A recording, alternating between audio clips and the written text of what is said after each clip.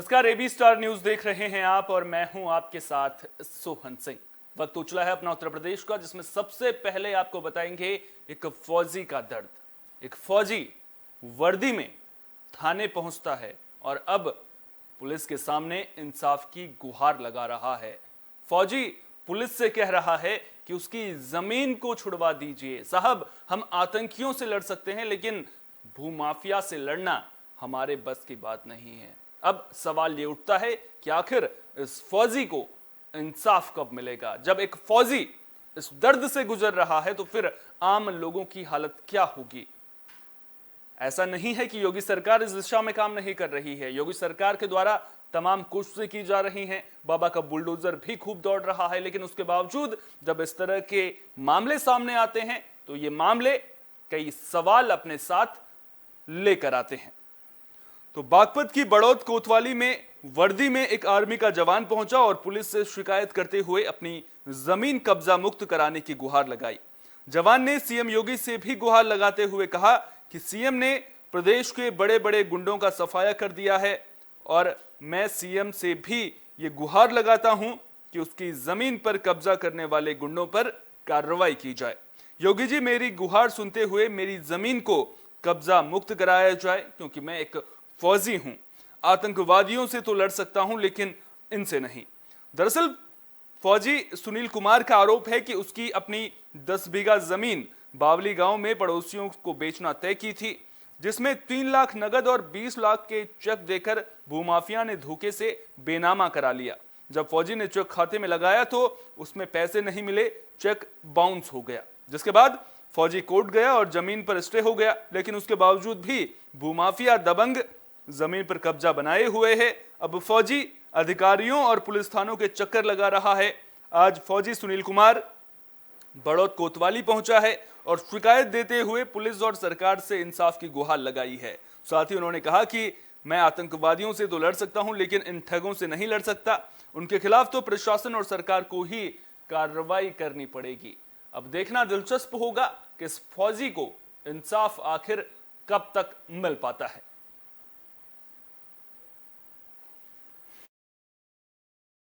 Sir, ये 2019 में हमने जमीन बेची थी और जो भी चेक थे 40,50,000 रुपए के जो चेक थे वो पूरे बाउंस हो गए। रजिस्ट्री के ऊपर स्टे होगी, जमीन के ऊपर स्टे कर दी कोर्ट ने, हाई कोर्ट ने, की वो जमीन बोएंगे नहीं। वो फिर भी 3 साल से जमीन बोए जा रहे हैं। बिजली कनेक्शन हमारे नाम है, 2,26,000 रुपए का बिजली का बिल हो चुका है। बिजली विभाग उस बिल को काट नहीं रहा है, वो उसमें से बोए जा रहे हैं और सबको पैसे खिलाए जा रहे हैं। पूरा महकमा मिला हुआ है। तहसीलदार के पास गए, तहसीलदार साहब बोले कि चेक बाउंस है तो क्या हो गया, चेक बाउंस है तो बोले हमने तो उन्हीं के नाम करनी पड़ेगी क्योंकि तुमने रजिस्ट्री की हुई है, हम उन्हीं के नाम करेंगे। हमारे सर, ये जो रजिस्ट्री में चेक चढ़े थे वो तो पूरे बाउंस है, उनके नाम कैसे करोगे? बोले ये तो ऐसे होता है। तहसीलदार साहब कुछ भी रिप्लाई नहीं दे रहे, रिस्पॉन्स नहीं दे रहे हमारे प्रति कुछ भी। सब महकमा मिला हुआ सर। हमारे क्या कह रही है?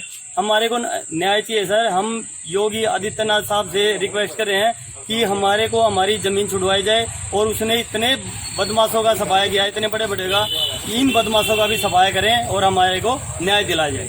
जय हिंद। अब बात प्रतापगढ़ की भी कर लेते हैं। दरअसल प्रतापगढ़ में एक दारोगा को बार बालाओं के साथ डांस करना महंगा पड़ गया। दरअसल बार बाला के साथ डांस करते हुए दारोगा का वीडियो सोशल मीडिया पर वायरल हो गया था, जिसके बाद प्रशासन ने कार्रवाई की है। आरोपी दारोगा को निलंबित कर दिया गया है। आपको वो वीडियो भी हम दिखा रहे हैं। इस वीडियो में आप देख सकते हैं कि किस तरह से बार बाला के साथ डांस करते हुए आरोपी दारोगा नजर आ रहा है, जिसके बाद अनुशासनहीनता के चलते इस पर कार्रवाई भी कर दी गई है। तो प्रतापगढ़ में बिना अनुमति के गाजीपुर जाकर बार बाला संग डांस करना सांगीपुर थाने के दारोगा राजेश यादव को भारी पड़ गया। वायरल वीडियो का संज्ञान लेकर एसपी ने पूरे मामले की जांच कराई। फौरी जांच में दारोगा दोषी पाया गया है। एसपी सतपाल अंतिल ने लापरवाही और अनुशासनहीनता के चलते दारोगा को तत्काल प्रभाव से निलंबित कर दिया है। क्षेत्राधिकारी लालगंज से विस्तृत जांच कर विवरण भी मांगा है, जिसके बाद विभागीय कार्रवाई भी की जाएगी। तो अभी दारोगा की मुश्किलें कम नहीं हुई हैं अनुशासनहीनता के चलते। अब आगे क्या कुछ कार्रवाई देखने को मिलेगी, इस पर भी नजरें लगातार बनी रहेंगी। आपको बता दें कि ये वीडियो सोशल मीडिया पर जमकर वायरल हुआ था, जिसके बाद कई सवाल लोग पूछ रहे थे और अब इस मामले में कार्रवाई जरूर देखने को मिली है, लेकिन अब आगे और क्या कुछ कार्रवाई देखने को मिलेगी इस पर भी नजरें लगातार बनी रहेंगी।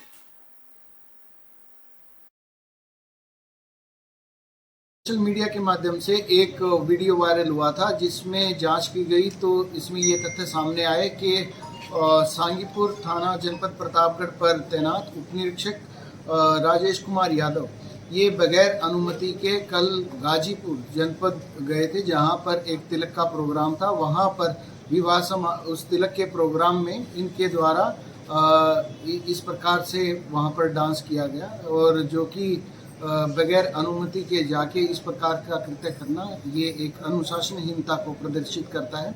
इसमें सीओ लालगंज से रिपोर्ट प्राप्त कर तत्काल प्रभाव से उप सब इंस्पेक्टर को सस्पेंड कर दिया गया है और इनके खिलाफ विभागीय कार्रवाई की जा रही है। कानून व्यवस्था को लेकर योगी सरकार ने साफ आदेश दिए हैं कि कानून व्यवस्था से खिलवाड़ किसी भी सूरत में बर्दाश्त नहीं किया जाएगा।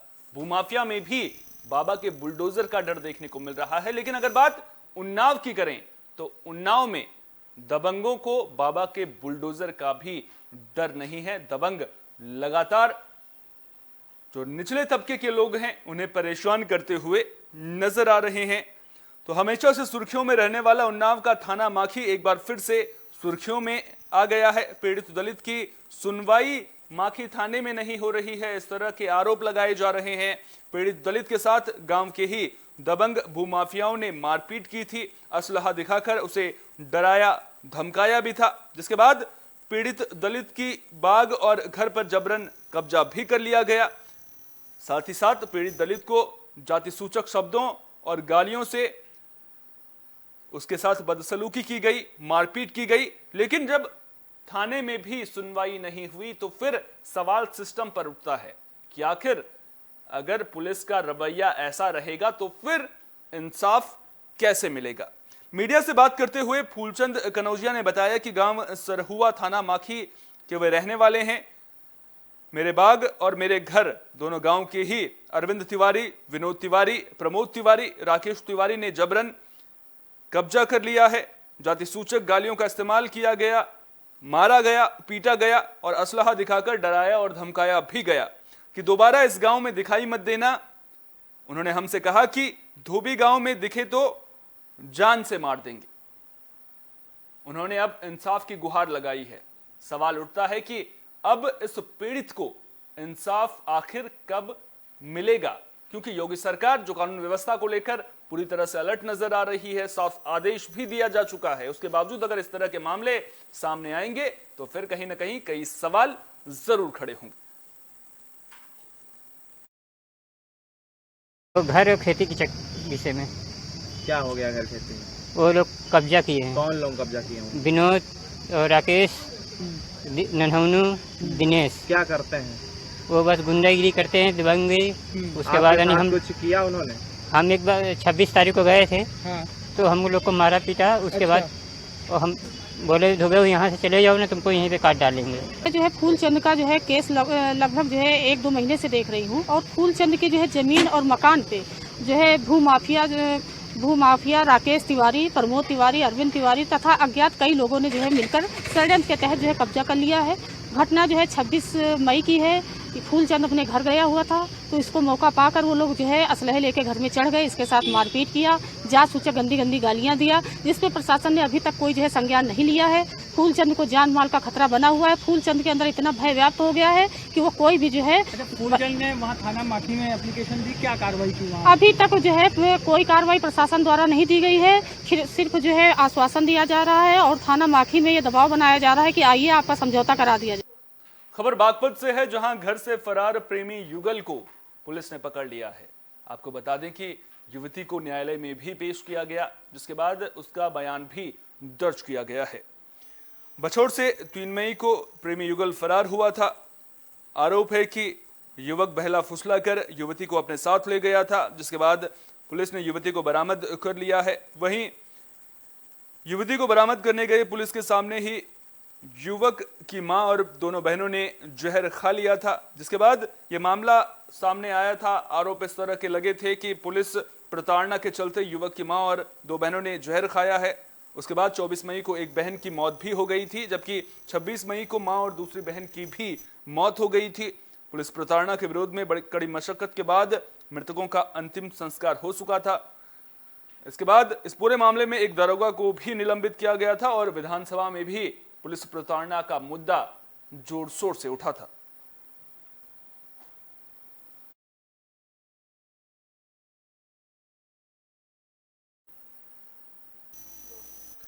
झांसी में एक नाबालिग ने प्रेम संबंधों के चलते घर में फांसी लगाकर आत्महत्या कर ली है। इस घटना के बाद परिजनों का रो रो कर बुरा हाल है। जानकारी के मुताबिक मऊरानीपुर कोतवाली क्षेत्र के अंतर्गत आने वाले ग्राम चुरारा में नाबालिग ने अज्ञात कारणों के चलते घर के अंदर फांसी लगा ली। आशंका ये जताई जा रही है कि प्रेम संबंध के चलते इस युवती ने यह कदम उठाया है। बताया गया कि नाबालिग की मां मऊरानीपुर मायके आई हुई थी, साथ ही पिता खेत पर काम करने गए थे, तभी युवती ने घर के अंदर फांसी लगा ली। युवती ने किन कारणों से फांसी लगाई, ये कारण पता लगाया जा रहा है। घटना की जानकारी मिलने के बाद पुलिस की टीम मौके पर पहुंची और शव को फंदे से उतारकर सामुदायिक स्वास्थ्य केंद्र में भर्ती कराया। बताया गया है कि युवती किसी व्यक्ति से प्रेम करती थी, जिसका नाम वो अपने नाम के साथ हथेली पर लिखे हुए थी। बताया यह भी गया है कि युवती ने फांसी लगाने से पहले फोन पर बात की थी, जिसके बाद उसने अपनी जीवन लीला फांसी लगाकर समाप्त कर ली।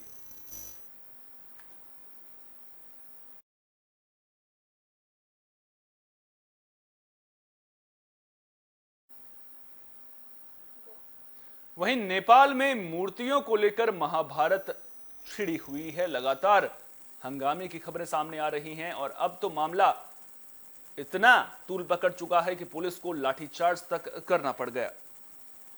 रुपईडीहा से सटे नेपालगंज में स्वर्गीय नेपाल नरेश राजा वीरेंद्र प्रतिमा स्थापना को लेकर पुलिस ने राजा समर्थकों के ऊपर लाठीचार्ज कर दिया, जिससे कई लोग गंभीर रूप से घायल हो गए। नेपाल में राजशाही खात्मे के बाद माओवादियों ने नेपाल के सभी चौक चौराहों पर लगे राजाओं की प्रतिमाओं को तोड़कर मारे गए माओवादियों की मूर्तियां लगा दी थी, जिसमें रुपईडीहा से सटे नेपालगंज में धम्बोजी चौक पर राजा वीरेंद्र की प्रतिमा लगी थी, मगर वहां माओवादियों ने राजा वीरेंद्र की प्रतिमा को तोड़कर माओवादी सेतु बिक की मूर्ति लगा दी थी।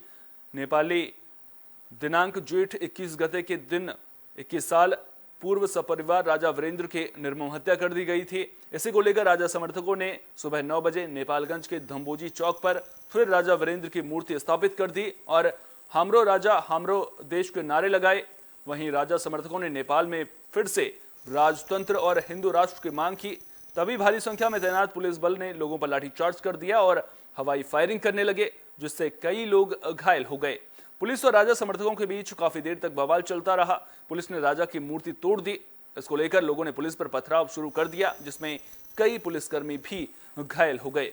वहीं भारी संख्या में लोग सड़क पर उतरकर पुलिस और नेपाल सरकार के खिलाफ प्रदर्शन कर रहे हैं। अब नेपाल में चारों ओर राजतंत्र और हिंदू राष्ट्र की मांग जोर शोर से उठाई जा रही है।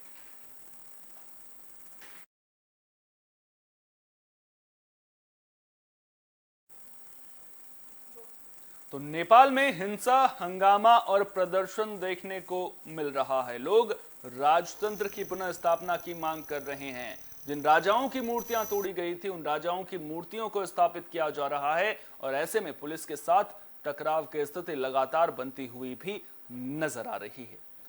फिलहाल के लिए अपना उत्तर प्रदेश में इतना ही। देश दुनिया की तमाम अहम खबरों के लिए बने रहिए AB स्टार न्यूज के साथ, क्योंकि यहां पर खबरों का सिलसिला कभी नहीं थमता।